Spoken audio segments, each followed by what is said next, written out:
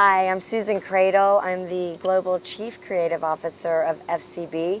I'm 6 months into that role, and I'm here at Cannes speaking with ARF. Hi, Gayle, Fuguitt, President and CEO of the Advertising Research Foundation. How do you see advertising, marketing, and research today? When I got into this business, there was a true belief in partnerships, and it was not at all considered a vendor relationship. It was a partner relationship. By shifting to having a lot of agencies working on a lot of pieces of a brand's business, I think that relationship isn't valued as much and just isn't there as much. I think the other thing is what's changed in the making of work is that, it used to be like when we worked with a photographer, a director, a music house, that was a pure partnership on our side. And now, now all of those people are going directly to the client.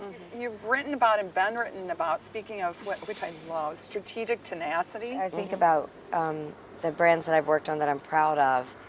If we didn't have that partnership and control, we would have never done it. I always say, like Macy's Day Parade, if we were doing that today, it would maybe last 2 years. I believe if Macy's didn't have Macy's Day Parade and their beautiful Believe story around the holidays, I'm not sure that they would have survived. Consistency and adding to a story are things that I value very much, and it's harder to do them today because you get new CMOs, you get new agencies, you get distracted.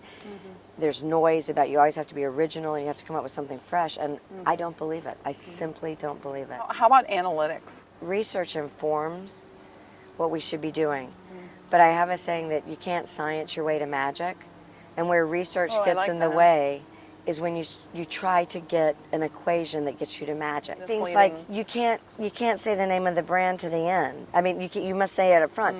Well, no, not necessarily, because guess what? Like when I was working on M&Ms, we were watching and listening, again, using data and understanding in numbers, but people were getting worn out with those little characters. We went and talked to the client, and I said, I think what might work is that what if we wait to reveal the characters so that we tell the story, and in the last... There's some advertising out like that now. Yeah, and in the last 25 seconds, they become the punchline. I remember the client who said, so basically, you're telling me I'm going to make a 30-second commercial and my product is only going to be in it for 4 seconds? I'm like, yeah. And I said, but the 4 seconds are going to be so powerful, no one will forget. They make consumers' hearts beat faster. Well, it was your punchline. Yeah. And then, we've got this thing now where we've got the brainwave stuff. Neuroscience. So stupid. It's absolutely ridiculous. And the way people use it is that they're like going, oh my God, the brain's not working right now. We got to put something in there. I'm like, no, the brain doesn't do that. If I told you this whole way like this the whole time, I mean, you would just be like, oh, I felt it. Yeah. Versus, it ebbs and flows. Yeah. We need a brain to feel off to turn it back on. I don't understand why we test the heck out of work before we run it. To me, that's a waste of time. Get into market. Yeah. My best work I've never tested. Never. But we did a lot of data and research and understanding of who we're talking to, what are their behaviors, how are they behaving, what are they doing, what's their mindset, what are we trying to say, how are we going to intersect. All of that I love. On Singular Wireless and AT&T, there's this woman, she actually tested the work in a marketing mix. Yes. And so we figured out a formula of what kind of messages we needed in the market. If you can do that, it's great. There aren't that many people that are doing that. But that's where it should be doing, not trying to test whether my joke is funny or not. I like looking at what's going on in reality, not trying to guess what's going to work. Just watch what you're doing. What makes you tick as a leader? What are your navigators? I've basically been a student of advertising for over 30 years versus saying I work in advertising. Yeah, learning comes up a lot. What didn't I like about this business? What are my pure joys? And when, if I think about retiring, what are the stories I'm going to tell that I'm going to love to tell and feel like that gave my life some value? And trying to identify those and then look at the next generation coming up and help them get to a shortcut so they get there faster. And that's what I want you to talk about, successes and failure. We shot something and it didn't go to air. I was so upset. And he goes, Susan, when was the last time you tried to do something and we just killed it? I'm like, I have never done that. This is a new experience for me. And he said, Susan, it's about batting averages. Yeah. Look at your batting average. Yeah. He said, I'm cool with this. It's Yeah. okay. Yeah. And he actually had to talk me off the ledge Yeah. versus you would think the client would be yelling at you Yes. like, how could you have sold me this work? Yeah. How could you have not made it? Yeah. I was like, this is surreal. You're a good He's guy. actually helping me. I was Yeah. talking to Fernando Machado. He said, good or bad, they don't remember. Right. So if you mess up, just move on. Right. They're not going to remember. Right. You are going to have to do something so horrible to truly fail and hurt a brand Yeah. and hurt a business Yeah. long term. I don't think we're capable of it. Yeah. I mean, you would have to actively say, I'm going to bring this brand down. Right. Right. So why are we so afraid Right. of failure? No one is going to remember how hard this was. Yeah. And it's funny. They're going to remember what we do with it. Yeah, right? Carolyn Everson, she said something that helped me a lot. Is she said, I started pets.com and the board fired me. She Yeah. said, that was my company. Yeah. I got fired Yeah. from my company. Every challenge is an opportunity. Yes. And if I look at challenge, Yeah. not as we rolled backwards, but Yeah. a challenge is actually a motivation to make change. Yeah.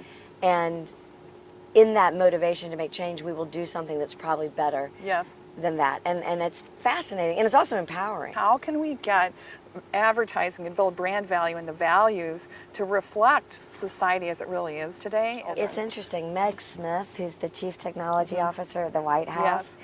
has been very involved with our industry. And she said Yes. exactly what you were saying is like, because if you will start telling the stories that push the world to the next place, we can get there faster.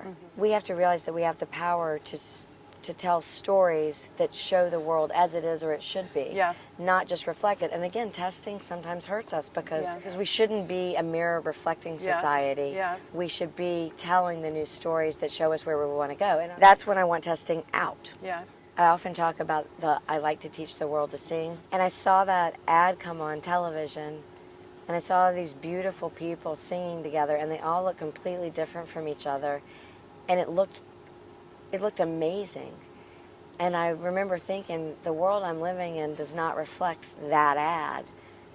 And I think that's the better world. And how cool. And How can we get more of that? one, it starts, I think, with the client. Yeah. I'm a big fan of Howard Lutgossage. And he always said, we think about the brand and we serve the brand. And I'm a big believer of that we serve, we honor, we respect the brand. But the stories we tell must first respect the people. I know for a fact that when we do things, they matter. And I'm really proud of our industry because I think we have told some pretty incredible stories. I was talking to a guidance counselor, and she said, you don't understand, but when you give us these assembly kits, and it's things like paint your pinky blue to say that you're in the gang for good, and mean stinks, and here's some art, and here's some cool stuff, and use it however you want, no trademarks, no copyright. She said, we can do so much faster, because she said a lot of times in schools, we have copyright issues. Yeah. And I can't do it, I can't afford it. Yeah. But what a gift, Well, we don't know how. and I truly believe we change lives with that. What's the frame that's going to get us through the next 5 years? As an agency, looking at the past, evaluating the present, and anticipating the future, what's our story? What we are leaning hard into is what we're calling never finished ideas. It's our way of saying that we believe brands have stories.